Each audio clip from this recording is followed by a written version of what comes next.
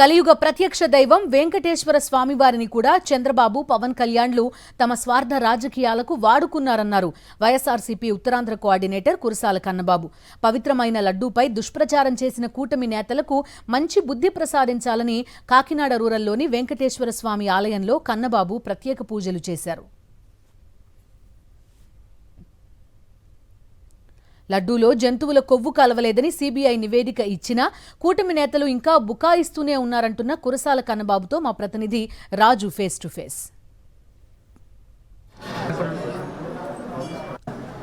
లడ్డూలో కల్తీ జరిగిందని చెప్పి కూటమి నాయకులు అనేక ఆరోపణలు చేశారు. ప్రధానంగా లడ్డూలో జంతు కొవ్వుతో పాటు అవశేషాలు కలిశాయని చెప్పి CM Chandrababu, deputy CM Pawan Kalyan అనేక అసత్య ప్రచారాలు అయితే చేశారు. ఈ నేపథ్యంలోనే దీని మీద సిట్ దర్యాప్తు చేసింది. సిబిఐ కూడా దర్యాప్తు చేసి జంతు కొవ్వులో ఎలాంటి కల్తీ జరగలేదు, ముఖ్యంగా ఏదైతే లడ్డూలోని జంతు కొవ్వు కానీ అవశేషాలు కానీ కలగలేదని చెప్పి ఒక నివేదిక ఇవ్వడం జరిగింది. ఈ నివేదిక ఖచ్చితంగా కూటమి ప్రభుత్వానికి చెంపదెబ్బే. ఈ నేపథ్యంలోనే కూటమి నాయకులకు మంచి బుద్ధి కలగాలని చెప్పి వైఎస్ఆర్ కాంగ్రెస్ పార్టీ నాయకులు కాకినాడ రూరల్లో వెంకటేశ్వర స్వామికి ప్రత్యేక పూజలు చేసి కొబ్బరికాయలు కొట్టడం జరిగింది. ప్రస్తుతం మనతో Uttarandhra regional coordinator, Kakinada rural coordinator Kurasala Kannababu ఉన్నారు. వారితో మాట్లాడే ప్రయత్నం చేస్తాం. చెప్పండి సార్, ఈవేళ సిబిఐ చెంపదెబ్బు కొట్టేలాగా నివేదిక ఇచ్చింది. ఎలాంటి కల్తీ కూడా లడ్డూలో జరగలేదండి. అయినప్పటికీ కూడా వీళ్ళు చేస్తున్న దుష్ప్రచారాలు ఏ విధంగా చేస్తారో, అప్పటికే చాలా చోట్ల ఫ్లెక్సీలు కూడా కట్టి వైఎస్ఆర్సీపీ మీద దుష్ప్రచారం చేస్తున్నారు. దీన్ని ఎట్లా చూస్తారు సార్ మీరు? అంటే రాజకీయం చేసుకోవడానికి చాలా అంశాలు ఉన్నాయి, కానీ కలియుగ దైవం వెంకటేశ్వర స్వామిని కూడా చంద్రబాబు నాయుడు, వాళ్ళ కూటమిలోని పవన్ కళ్యాణ్ గారు వీళ్ళందరూ కూడా తీసుకొచ్చి రాజకీయంలో ఆయన్ని కూడా, ఆ స్వామివారి పవిత్రతను కూడా దాంట్లో ఉండేలాగా ప్రవర్తించడం అనేది చాలా బాధాకరం.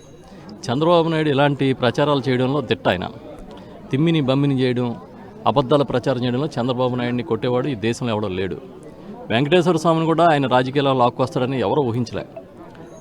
వెంకటేశ్వర స్వామి ప్రసాదం అంటే కోట్లాది మంది ఇవాళ కళ్ళగద్దుకుని చెప్పులు తీసి పక్కన పెట్టి అంత పవిత్రంగా తింటారు.